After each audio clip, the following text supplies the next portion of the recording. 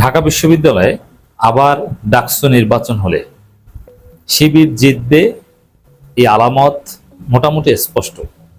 Shibir is very confident. Chhatra Dal knows যে তাদের জেতার কোনো সম্ভাবনা নেই। শিবির ঢাকা বিশ্ববিদ্যালয় এখন অপ্রতিদ্বন্দ্বী। বিষয়টা এমন হয়েছে, not only in Dhaka university, ইউনূসের আমলে যেরকম বাংলাদেশের যেখানেই ছাত্র সংসদ নির্বাচন হতো সেখানেই শিবির জিতেছে, যার ফলে এক পর্যায়ে তারেক রহমান সর্বশক্তি দিয়ে সাকসু নির্বাচন ঠেকিয়ে দিয়েছিল। যে নির্বাচনের একদম আগ মুহূর্তে তারেক রহমান দেশে আসার পরও শিবির জিততে মান সম্মান থাকে না। তা এখনো সেম অবস্থা, শিবির জিতবে। বরং শিবির, সাদিক ক্যাম্প, ফরহাদরা, শিবিরের ডাকসু প্যানেল ঢাকা বিশ্ববিদ্যালয়ের 105 বছরের ইতিহাসে যা করেছে, ডাকসুর ইতিহাসের কোনো ডাকসু, কোনো ভিপিজিএস, কোনো প্যানেল এই কাজ করতে পারেন।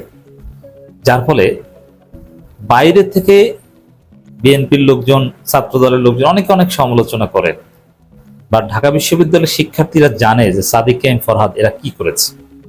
ঢাকা বিশ্ববিদ্যালয়ে সাদিক ফরহাদরা যা করেছে, মহিউদ্দিনরা যা করেছে, এটা কারো পক্ষে করা সম্ভব ছিল না।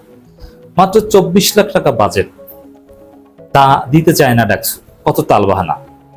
24 লাখ টাকা বাজেট নিয়ে সাদিক ক্যাম্প, ফরহাদরা কোটি কোটি টাকার কাজ করেছে, কোটি কোটি টাকা। বিনা টাকায় ঢাকা বিশ্ববিদ্যালয় এক বিপ্লব করেছে। ঢাকা বিশ্ববিদ্যালয়ের সুশাসন, ঢাকা বিশ্ববিদ্যালয়ের শৃঙ্খলা, পরিষ্কার পরিচ্ছন্নতা থেকে শুরু করে শিক্ষা বান্ধব, শিক্ষার্থী বান্ধব একটা সুন্দর পরিবেশ, যেটা আমি একজন ঢাকা বিশ্ববিদ্যালয়ের সাবেক শিক্ষার্থী হিসাবে এবং ঢাকা বিশ্ববিদ্যালয়ের একজন আবাসিক শিক্ষার্থী হিসেবে বলতে পারি, ঢাকা বিশ্ববিদ্যালয়ে কোনো দিন এত সুন্দর পরিবেশ ছিল না। এই জন্য যারা ঢাকা বিশ্ববিদ্যালয়ের শিক্ষার্থী তারা জানে যে ঢাকা বিশ্ববিদ্যালয়ের সাধারণ শিক্ষার্থীরা শিবিরের কোনো বিকল্প খুঁজবে না। প্রমাণ, দলিল, ঢাকা বিশ্ববিদ্যালয়ের শিবির এবং ডাকসু নেতারা ঢাকা বিশ্ববিদ্যালয়ের ভিসির কাছে স্মারকলিপি দিয়েছে, দাবি করেছে, সাংবাদিকদের কাছে বলেছে এবং সোচ্চার হচ্ছে যে জরুরি ভিত্তিতে ডাকসুর নতুন নির্বাচনের রোডম্যাপ ঘোষণা করবে। কারণ বর্তমান যে ডাকসু আছে তার মেয়াদ প্রায় শেষ হয়ে যাচ্ছে, আর অল্প কিছুদিন, 1 মাস, জাস্ট 1 মাস আছে। অতএব ডাকসু এটা একাডেমিক রুটিনের অংশ হতে হবে, নিয়মিত ডাকসু হতে হবে। শিক্ষার্থীরা ভর্তি হওয়ার সময় এবং প্রত্যেক বছর ফি দেওয়ার সময় ডাকসুর একটা ফি দেয়, এবং শিক্ষার্থীদের অধিকার নিশ্চিত করতে, একটা শৃঙ্খলা কায়েম করতে, গণরম গেস্টুম নির্যাতন ঠেকাতে শিক্ষার্থীদের নির্বাচিত প্রতিনিধি কার্যকর থাকা এটা জরুরি। যার ফলে শিবির বলছে যে জরুরি ডাকসু নির্বাচন রোডম্যাপ ঘোষণা করেন। আমাদের মেয়াদ শেষ হলে যেন আবার কবে নির্বাচন করবেন বলেন। ডাকসুবিহীন ঢাকা বিশ্ববিদ্যালয় থাকবে না। বরং আমি তো মনে করি এক ডাকসুর মেয়াদ শেষ হওয়ার আগেই আরেক ডাকসু নির্বাচন করা দরকার, যাতে ডাকসুবিহীন না থাকে। জাতীয় নির্বাচনে যেটা হয়, কোন একটা সরকারের মেয়াদ শেষ হওয়ার, বর্তমানে বাংলাদেশের সিস্টেম, তত্ত্বাবধায়ক সরকার থাকলে দ্যাটস ডিফারেন্ট। হাসিনা আমলে যেটা হতো যে হাসিনা ক্ষমতায় থাকতে মেয়াদ শেষ হওয়ার আগে নির্বাচন আরেকটা হতো। তো দর্শক, ডাকসুর মেয়াদ শেষ হওয়ার আগে নির্বাচন হওয়া দরকার। ডাকসুবিহীন ঢাকা বিশ্ববিদ্যালয় থাকা উচিত না।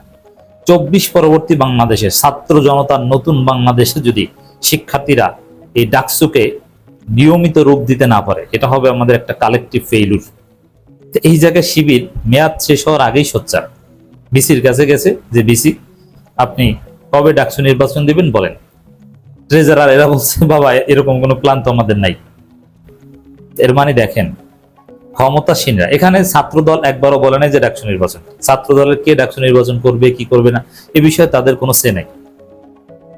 এর মানে, আর বিএনপির প্রশাসন যেহেতু ঢাকা বিশ্ববিদ্যালয়, বিএনপির হাইকমান্ড থেকে বলা হয়নি যে ঠিক আছে আবার ডাকসু নির্বাচন করে।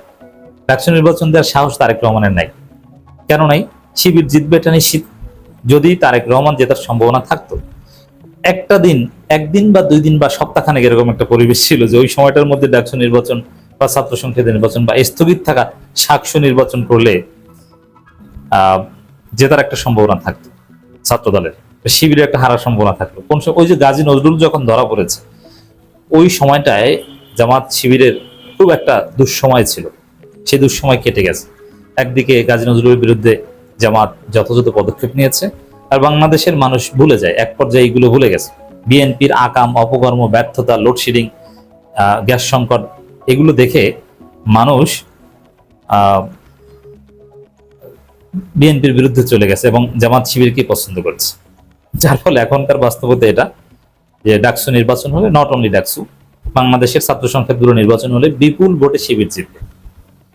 এখানে আরেকটা প্রশ্ন আসে যে ইউনূসের আমলে তো নিরপেক্ষ সরকার ছিল, প্রশাসনও নিরপেক্ষ ছিল, যার ফলে ছাত্রদল সর্বোচ্চ চেষ্টা করে কারচুপি করতে পারেনি।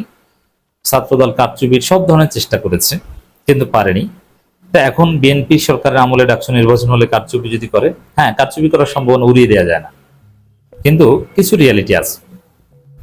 রিয়ালিটিগুলো হচ্ছে যে এটা জাতীয় নির্বাচন না, জাস্ট ডাকসু নির্বাচনের দিকে 16 কোটি মানুষের দৃষ্টি থাকে এবং নির্বাচনের প্রত্যেকটা ইঞ্চিতে ইঞ্চিতে ক্যামেরা থাকে এবং সমস্ত সাংবাদিকদের দৃষ্টি থাকে এবং শিক্ষার্থীদের পাহারা থাকে।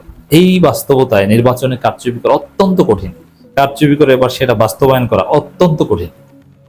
সেই জায়গায় ছোটখাটো দুই একটা কারচুপি হতে পারে, বাট বড় ধরনের কারচুপি করে একদম ফলাফল পাল্টে দিবে, it's very tough, it's very tough. যদিও নির্বাচন যদি হয়, আমি মনে করি না যে হবে, যদি হয় তাহলে এবার ছাত্রদল অ্যাটলিস্ট একটা পদ নেগোসিয়েশন করে কারচুপি করে হলে নেওয়ার চেষ্টা করবে, বিবি বা জিএস দুইটার একটা।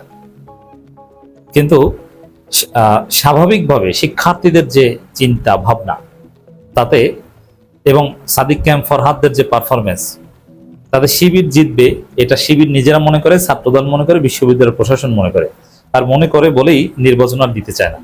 আর যদি ছাত্রদল মনে করতো না আমরা জিতবো, তাহলে ছাত্রদল জোর করে নির্বাচনটা আদায় করতো, বা তারেক রহমান বলে দিত যে তাড়াতাড়ি নির্বাচন করো, আমার ছেলেদের জিতেই দাও, তারপরে আমি ঢাকা বিশ্ববিদ্যালয়ে গর্বের সাথে যাব। তো দর্শক, এই হচ্ছে নট অনলি ডাকসু, পুরো বাংলাদেশের ছাত্র সংসদ নির্বাচনগুলো রিয়ালিটি। আর বিএনপি সরকারের যে ব্যর্থতা, বিশেষ করে এক লোডশেডিং এর কারণে তো ছাত্রদলকে কেউ ভোট দিবে না, ছাত্রদলের ধর্ষণ, সমকামিতা, চাঁদাবাজির কারণেই তো তাদেরকে কেউ ভোট দিবে না। অতএব তাদের অবস্থা খারাপ, শিবিরের অবস্থা খুবই ভালো। তো দর্শক, শিবির, সাদিক ফরহাদ প্যানেল ঢাকা বিশ্ববিদ্যালয়ে যা করেছে, যে উন্নয়নের জোয়ার এবং যে সুশাসন এবং শিক্ষার্থীদের অধিকার নিশ্চিত করে যা দেখিয়েছে, এটা শুধু ডাকসু কেন্দ্রিক, জামাতের ক্ষমতার একটা মডেল। জামাত মনে করে যে আমরা ক্ষমতা আসলে এইভাবেই করবো, রাষ্ট্রীয় কোষাগারে টাকা না থাকলে টাকা আমরা জন্ম দেব, বিদেশ থেকে ঋণ হোক, ধার হোক, খয়রাত হোক, যেভাবে হোক বাংলাদেশের মানুষের অধিকার, মুক্তি এবং উন্নয়ন নিশ্চিত করব। এবং সুশাসন ডাকসুতে যেরকম নিশ্চিত করা হয়েছে, সমস্ত ষড়যন্ত্র ব্যর্থ করে দিয়ে, ওইরকম সব ডিপ স্টেট, অমুক তমুক ভারতের ষড়যন্ত্র ব্যর্থ করে দিয়ে আমরা বাংলাদেশের মানুষের অধিকার নিশ্চিত করতে পারবো, সুশাসন নিশ্চিত করতে পারবো, এটা জামাত ইসলামী মনে করে। অতএব ডাকসু রাজনীতির একটা সফল মডেল। শিবির এই জন্য ডাকসু নির্বাচনের জন্য সোচ্চার, ডাকসু নির্বাচন হওয়া উচিত। সেটা আমার মনে হয় না যে তারেক রহমান সরকার দিতে সাহস পাবে।